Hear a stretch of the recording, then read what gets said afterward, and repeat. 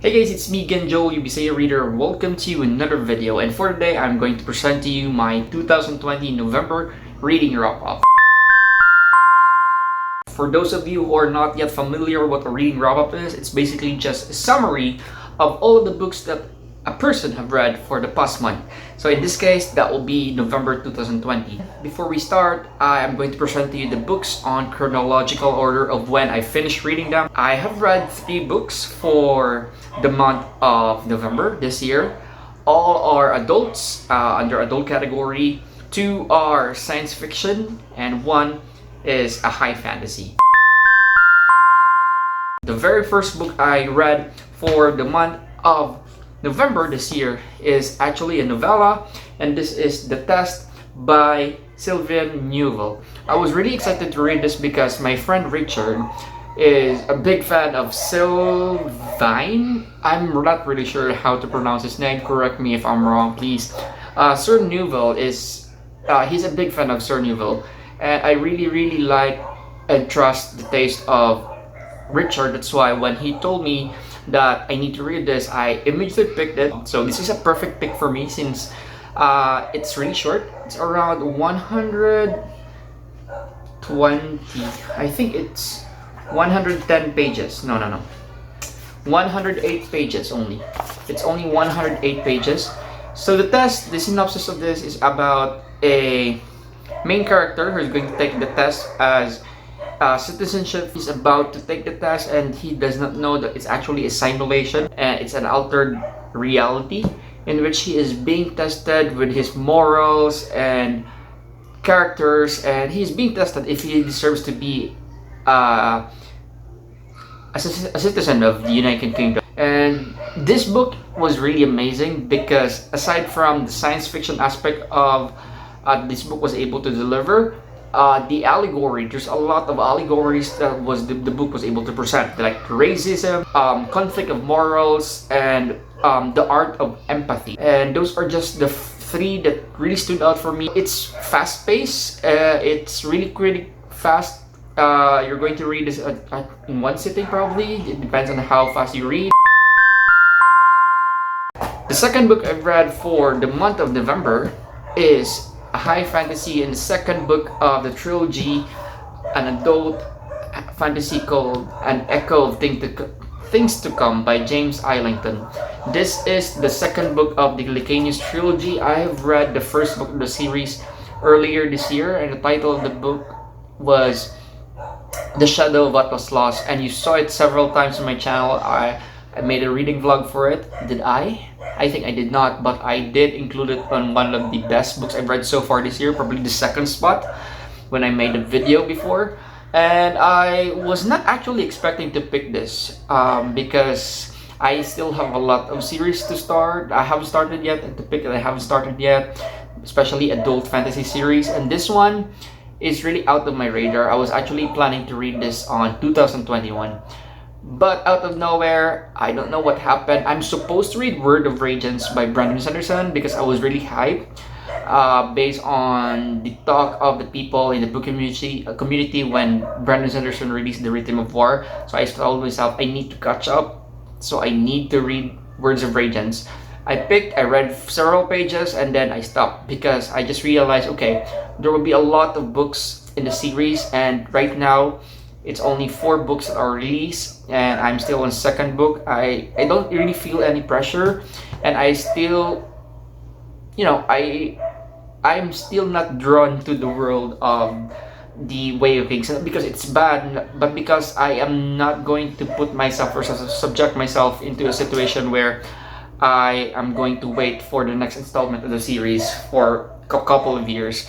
So I just really need to slow down reading the series since it's still not finished and there's still more books to come. Going back about this one, again, this is a second book. I am not going to talk more about this one since I don't want to spoil you guys, especially for those who haven't read the first book yet. So I'm just going to tell you about things that you need to hear if you are planning to, or if you want to read an adult fantasy. So something more about the first book, which is The Shadow of What Was Lost. I have it here. This one. Shadow of What Was Lost is an adult health fantasy in which we're following multiple perspective. So if you're into adult fantasy with multiple perspective, you gotta check this one out. It is following some characters that are young adult. So if you want to read an adult high fantasy book, but some or most of the characters that we're going to follow are young adults, then you need to pick this one up. It is a crossover of a science fiction element, but more on fantasy side. I just need to be really careful of explain that one, but again, it's not the typical fantasy magic system because there's an element of science fiction to it, which is really hard for me to explain without spoiling you guys, but you just really need to read it. It might be really info dumping, just a warning, but if you're up for the challenge, then try to read that one. Next reason why you need to read The Shadow of What Was Lost is because of the writing style. The writing style and the pacing of the book is going to make you exhausted, like mentally exhausted. It's a non-stop action, non-stop plot, a development of plots, a lot of things are really happening every chapter. You're going to have a lot of questions about the book and you can't really wait any longer to seek for those for the answers for those questions, because the next chapter it will be answered, but right after it's going to be answered, there will be bigger and more complicated questions about the story and about the plot that will rise. So it's a really, really challenging book, and but again, you're not going to be bored because it's really, really fast paced. That's why I really love The Shadow What Was Lost. This one I gave it also 5 stars because the first book seems to be really a good introduction to what the entire trilogy is all about. This one is the real deal.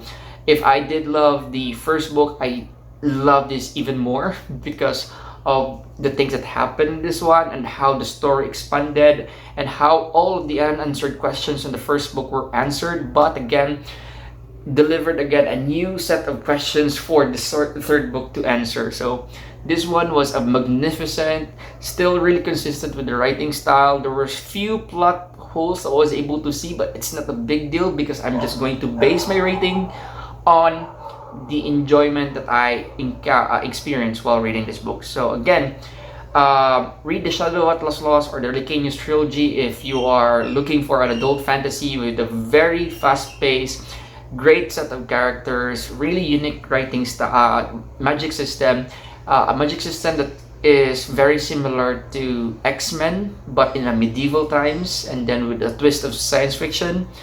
It's really complicated, but it's up for you to discover and experience, so I won't spoil you anymore. This one is going to be way better than Shadow What Was Lost and a solid one of the best books I've read this year. It took me almost 2 weeks to finish this because it was really hard to read.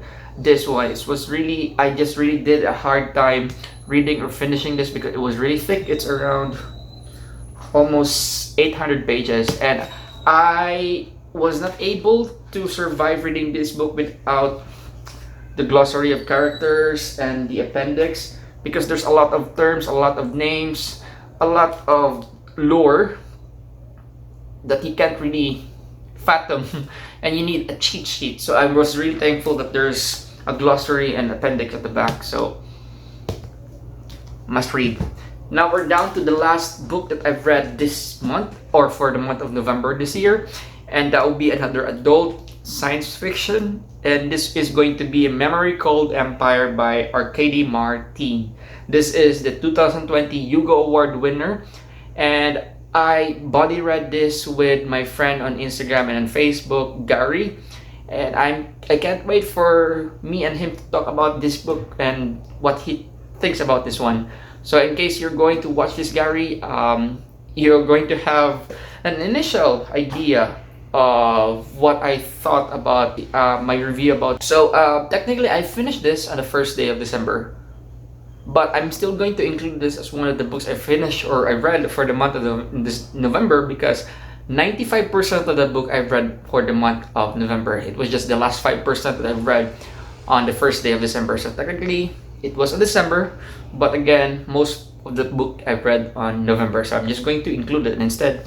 You know, I only read 2 books in November, so I'm just going to add this word. This one really deserves the Hugo Award. I also give it 5 stars. So November reading month was really amazing for me because all of the 3 books I've read are 5-star reads.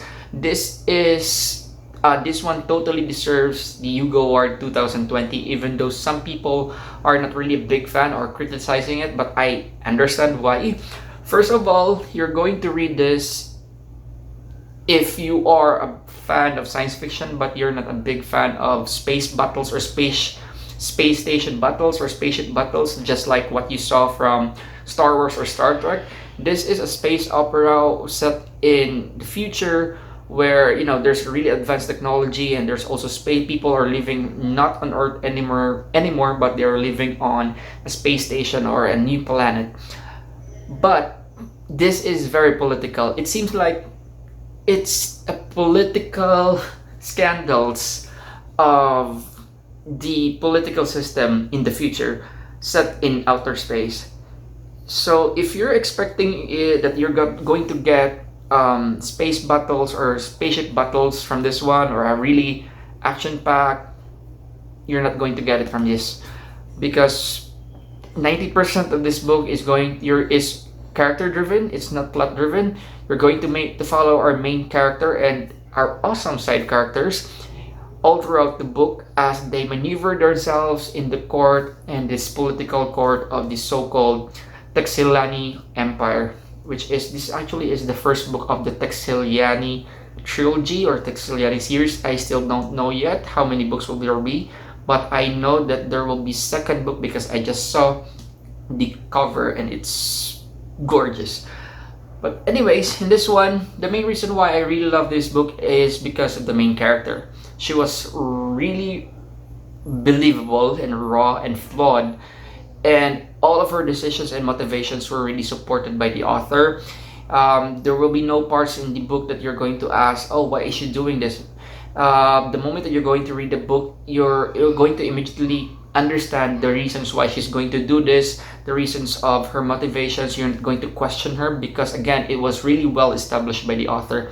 Second, the characters' web of relationships, especially with the main character, Mahit, towards the other side characters like Three Seagrass, were really magnificent.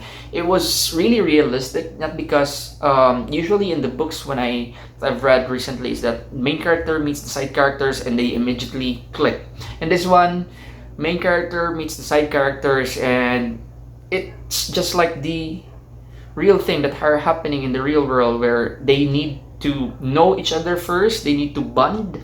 And in this book, they were able to strengthen their relationship because they were forced to strengthen their relationship because of the things that are happening in the court. It's a really political thingy.